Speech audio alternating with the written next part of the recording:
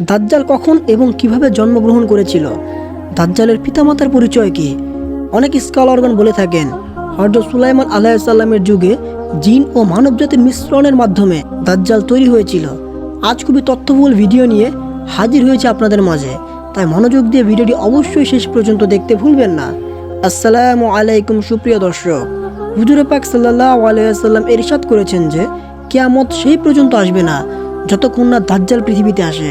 কিয়ামতের পূর্বে এক ভয়ঙ্কর দাঙ্গা ও ফিতনার আবির্ভাব ঘটবে, যার ভয় এবং সন্ত্রাসবাদ প্রত্যেকটি যুগে মানুষের মধ্যে পাওয়া যায়। যদি কখনো সাহাবীদের মধ্যে এই ফিতনা ফাসাদের বিষয় নিয়ে আলোচনা হতো, তাহলে তারা সবাই কান্নায় ভেঙে পড়তেন এবং আল্লাহর কাছে আশ্রয় চাইতেন। দাজ্জালের আগমনের চিহ্ন ও তার চেহারার আকৃতি নিয়ে হুজুরে পাক সাল্লাল্লাহু আলাইহি ওয়াসাল্লাম ইরশাদ করেছেন, দাজ্জাল হবে খাটো ও কুৎসিত, এক চোখ অন্ধ হবে, তার দুই পা বাঁকা হবে, তার শরীরে থাকবে প্রচুর পরিমাণে লোম এবং মাথার চুল হবে কোঁকড়ানো, তার গায়ের রং হবে লাল বা বাদামি, তার নাক হবে তোতা পাখির ঠোঁটের মতন এবং তার কপালে লেখা থাকবে কাফের, যা প্রত্যেক মুসলমান পড়তে পারবে, তারা পড়াশোনা জানুক বা না জানুক। তবে কাফের ও ফাসিকরা তা পড়তে পারবে না, তারা যত শিক্ষিত হোক না কেন। দাজ্জাল যখন পৃথিবীতে আগমন করবে, তখন সে মানুষের সামনে নিজেকে সৎ ও ধার্মিক বলে উপস্থাপন করবে, যাতে মানুষ তার কথা বিশ্বাস করে, কিন্তু ভেতরে সে কাফিরদের মতো নির্দয় হবে। প্রথমে সে নবী হওয়ার দাবি করবে এবং যখন তার অনুসারী বৃদ্ধি পাবে, তখন সে নিজেকে খোদা বলে দাবি করবে। দাজ্জাল এক বিশাল বাহনে চড়ে পৃথিবীর এক প্রান্ত থেকে অন্য প্রান্তে ঘুরে বেড়াবে। তার দুই কানের মধ্যবর্তী দূরত্ব হবে প্রায় 120 ফুট। প্রিয় দর্শক, দাজ্জালের অসীম শক্তি, সম্পদ এবং ধনভাণ্ডার থাকবে। পৃথিবীর বেশিরভাগ নদ নদীর ওপর তার অধিকার থাকবে। তার অনুমতি ছাড়া কেউ পানি পান করতে পারবে না। দাজ্জাল মানুষকে বিভ্রান্ত করার জন্য নানান রকমের জিনিস দেখাবে। সে আকাশকে আদেশ করবে এবং তাৎক্ষণিক আকাশ থেকে বৃষ্টি ঝরবে, এবং জমিনকে আদেশ করলে তা নানান ধরনের ফসল উৎপাদন করবে।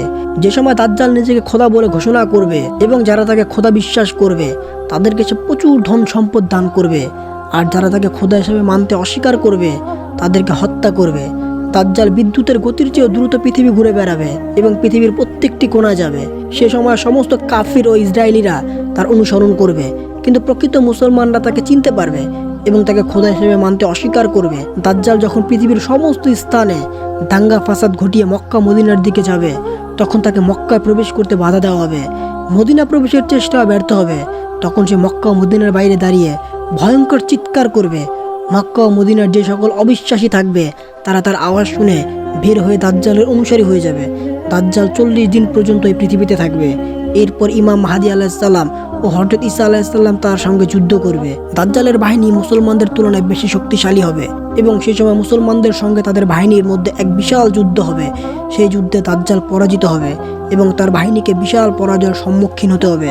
দাজ্জাল হযরত ঈসা আলাইহিসসালামের ভয়ে প্যালেস্তাইনের দিকে পালাবে এবং হযরত ঈসা আলাইহিসসালাম তাকে বাবেরুদ নামক স্থানে ধাওয়া করে আল্লাহর নির্দেশে তাকে হত্যা করবে। এখন আসুন আমরা দাজ্জালের মা বাবা এবং তার জন্ম সম্পর্কে জানি। তার জন্ম সম্পর্কে বিভিন্ন বর্ণনা পাওয়া যায়, যেমন রাসূল সাল্লাল্লাহু আলাইহি ওয়াসাল্লামের যুগে যখন মুসলমানরা মক্কা থেকে মদিনা হিজরত করেছিলেন, সেই সময় মদিনার এক ইহুদি নারী এক শিশু জন্ম দেয়। সে জন্মগতভাবে এক চোখ কানা ছিল। এই শিশু ছিল অদ্ভুত প্রকৃতির এবং শৈশবে মদিনার অন্যান্য শিশুদের সঙ্গে খেলতো। ধীরে ধীরে এই শিশু পরিচিতি হতে শুরু করে এবং নিজেকে নবী হিসেবে দাবি করতে শুরু করে। তার মা যখন এই বিষয়টি জানতে পারেন, তখন তিনি রাসূল সাল্লাল্লাহু আলাইহি ওয়াসাল্লামের কাছে যান এবং তাকে সবকিছু জানান।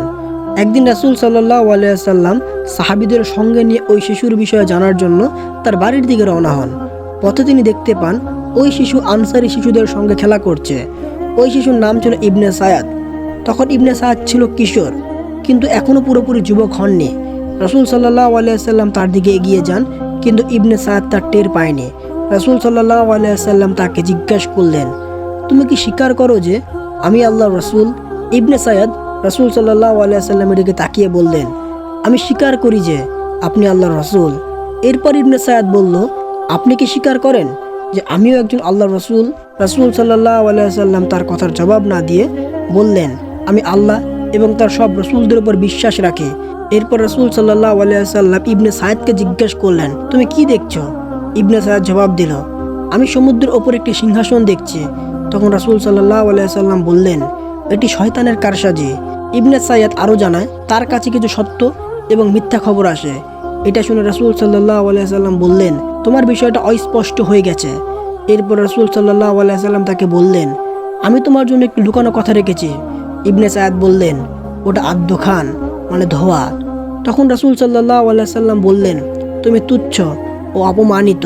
হযরত ওমর রাদিয়াল্লাহু আনহু তখন বললেন, ইয়া রাসূল, আপনি আমাকে অনুমতি দিন, আমি তার ধার থেকে মাথা আলাদা করে দেই।